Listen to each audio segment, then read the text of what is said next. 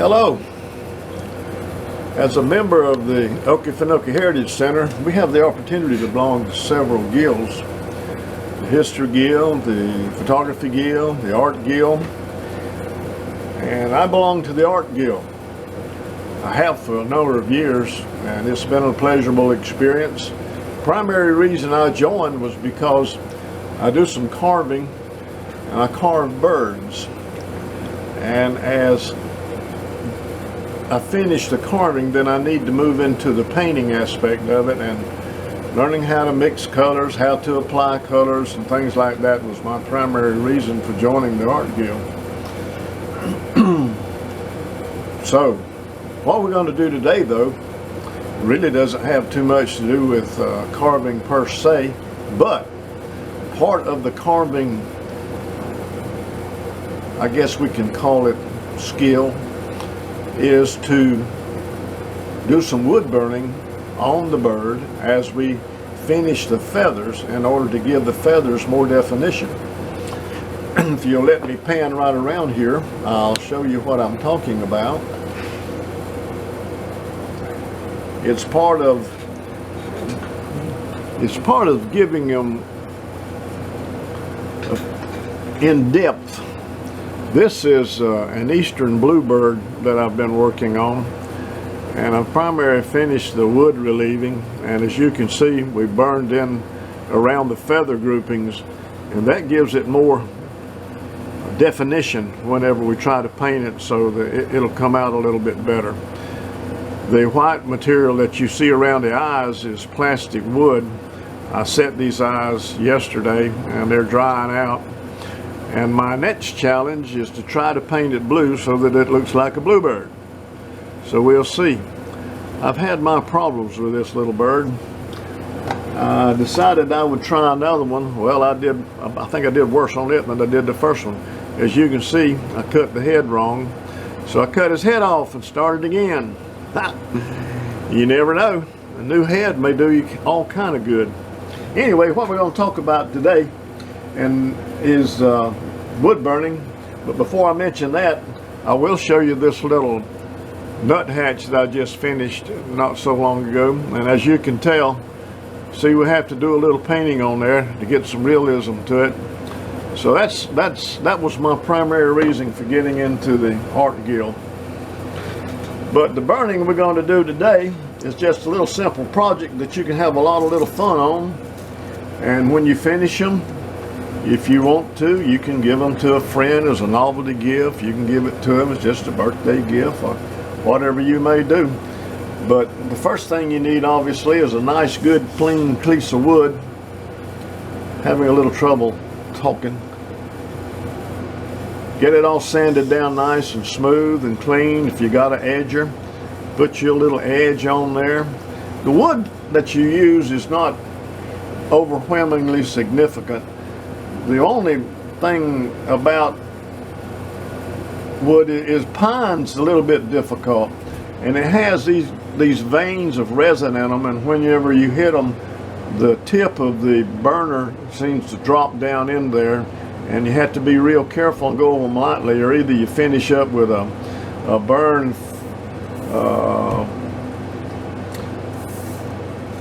drawing that looks like connect the dots. This wood is actually from pallet. I took a pallet apart and sanded it down and cleaned it up. But anyway, back to what we're doing here.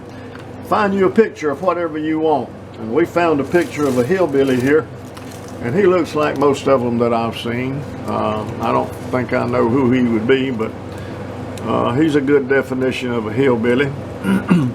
So what we're going to do is put this on up here, taped down really, really well. Don't let that move, because once you start, you don't want this thing to move. These lines, I think they got magic in them. They have a way of moving around, but you want to be very careful with that so that you get your drawing down complete. And this is just graphite paper, which is readily available most anywhere. That's not a problem to find. And then take your stylus and start just following the lines. Nothing sophisticated, don't require any training, just a pleasant time following the lines. Get the whole thing down. Do a really good clean job. Get it where you can define what you're trying to burn without any problem, so that you don't have to come up with make-believe and figure out something to stick in this space where nothing showed. Now, once you get through with that, it's going to look something like this. I smudged that a little bit, but it'll look something like this. And I've burned a little bit on that too, so I'll show you what the burning looks like. This is a burner that I have had for more years than I even like to think about. It's called a detailer, and there are other sophisticated, there are other not so sophisticated. This has an adjustable dial on it. I've had so long all the numbers are gone, but I know how it's heating by the way it's burning. And this particular model has adjustable, well, it has replaceable tips. You can flip that out and replace it with a new tip. And people who do a lot of wood burning, they've got a sack full of different kind of tips, because they'll use them for different shading. They'll use them for fine detail burning, or either heavy burning. So they got all kinds of tips. And this unit is made by a company called Caldwell, and they've got a whole page full of different kind of tips. So if you're really interested in wood burning, you can get into it very deep. But anyway, we turn the wood burner on, we'll crank it up a little bit and get some heat going, and then it's simply just follow the line. Nothing that takes any training, nothing that says, oh, I got to do this or I got to do that, nothing to really worry about. Just follow the line, follow the line, follow the line. Get your lines fairly deep, but not too deep, because what you want to do when we get through with the burning and burning the figure in is want to come back with a little fine sandpaper and be sure that we get all this graphite that's on there off. Because what we're going to do when we finish this is we're going to paint it. And if that graphite is in there, it will get into the paint, and then you're going to have a dark smudge with your paint. So just follow the line. Follow the line. Nothing heavy, nothing sophisticated. One thing though you want to pay attention to is you are burning, and you are burning wood, and it generates smoke. You don't want to inhale it, so have you a fan going, or have something that will move that smoke out of your way so that you're not inhaling it.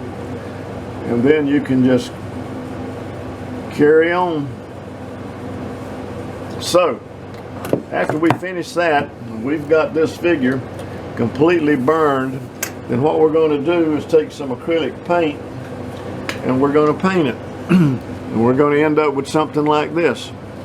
Here again, it's not sophisticated. It's, you know, it won't ever hang in the Louvre, but it's a humorous little gift, and you can make different kinds of whatever you want to draw, whatever you want to burn in, however you want to color it. Change your clothes, change a different color. And if you don't want a tall man, then you can always find a little short one. See, he's a pretty good little hillbilly. He's a little dumpy. Wears his hat kind of low and could probably stand a good shave. But a lot of us could that. But, you know, if you don't want to do hillbillies, you don't want to do something like that, then take the time and find you something that you do like. This is, having a little trouble with the lighting here, so just bear with me here.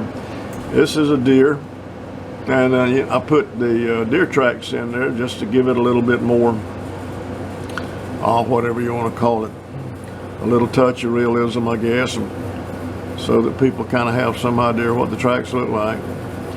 I got in a hurry.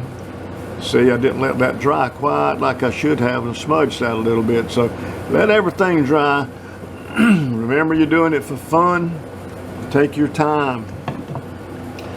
You can take that same drawing, and you can add a little bit to it and change the whole painting, burning and painting. You can add, you know, stump, get away from the tracks. And I like it. A lot of people like it. Then if you want to, you can get a little bit more sophisticated with your burning and a little bit more detail and outline. And a lot of people like these butterflies. I've given a lot of these away. And I haven't had anybody give one back yet, so I think they must all like them.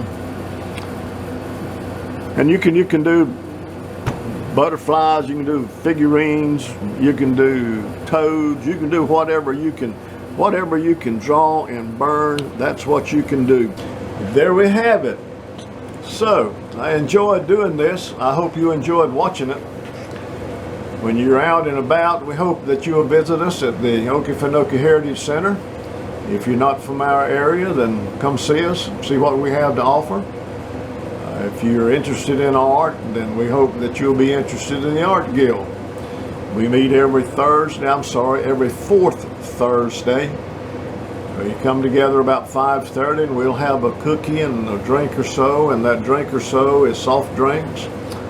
And then we'll get together and we'll have our program beginning at 6 o'clock and lasting for an hour. So it's a fun time, it's an informative time, and we are improving in our attendance because we're beginning to emerge from this pandemic. So we hope you'll come see us.